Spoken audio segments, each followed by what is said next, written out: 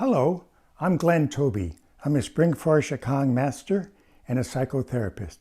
The theme of the talks I've been giving lately have been on health plan for caring fatigue. The specific focus for today's talk is on loving tirelessly. Now, loving tirelessly is really a concept of harmony and balance. Now, how do you find this harmony and balance? You don't let it be a goal. I want to get there. I'm going to work really hard to love tirelessly. I want to make sure I'm loving all the time.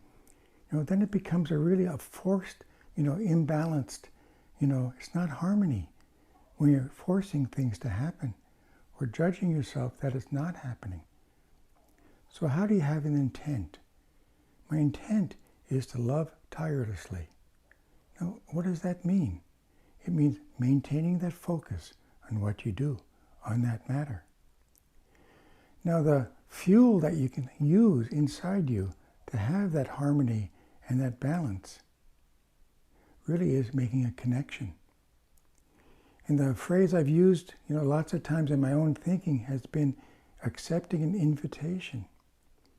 Now, when you're trying to help other people, a thought I have is you kind of position yourself where, here. I'm caring, I'm loving, I'm competent, I can do what I can do to help other people.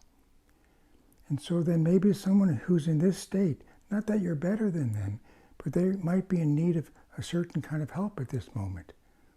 Now, your kind of helping is not necessarily to kind of go down to that energy level. But you can do your work, loving tirelessly to invite what? Other people to come up to that healing level, as much as they possibly can. So you can find ways to have the invitation. If you go down there, then you'll be absorbed. It's kind of like misery loves company. Once the misery has company, it's going to affect your caring fatigue, greatly. The more you have this loving attitude, I want to help you the most I can. It's actually, asking them to join in to the things that you can do. If they wish to be miserable, it really is hard to change that, to have much of an impact. If their purpose in life, so to speak, is to be miserable, wow. So you can always maintain that hope. Get beyond your own misery. Here's what we can offer.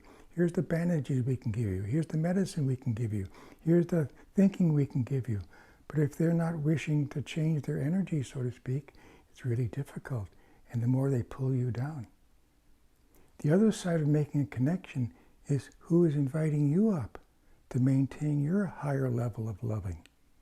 So what people do you know that are so loving, so beautiful, that you accept that invitation to stay connected to that loving energy, that you're not loving tirelessly alone? That's isolation. That's caring fatigue producing. So is there a way that you have a role model that you know what that energy that person has? It could be somebody you know right now. I often thought of people in the medical field or doctors and stuff. Do they call on the ancient healing masters to say whenever they go in to do their work, they go, I'm calling on the thousands of years of healing.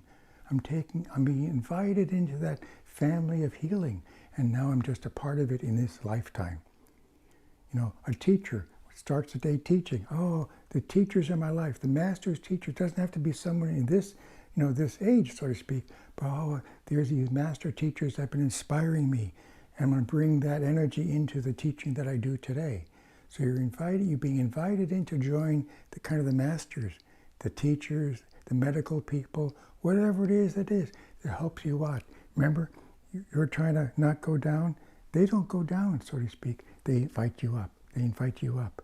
So it's really important to love tirelessly by accepting that invitation up to join into that higher level of energy. Don't do this alone, so that you don't, get caught up in the company of misery. So accept that invitation. That's the fuel, making the connection. Thank you for listening.